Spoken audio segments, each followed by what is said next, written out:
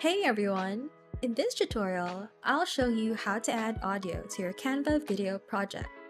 First, make sure you have your Canva video project open and ready to go. Next, let's upload your audio file.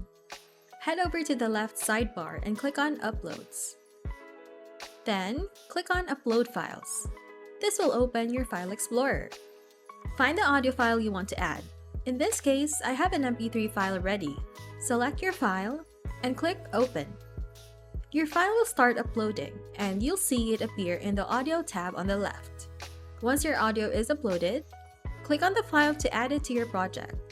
You will see it below the video. After adding the audio, you can fine-tune it. Click on the three dots on the audio file.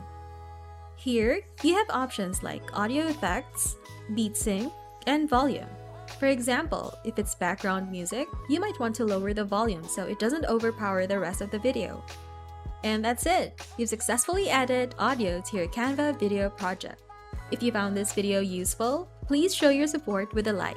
Your feedback is invaluable to us, so feel free to share your thoughts and suggestions in the comments section below. We're eager to hear from you!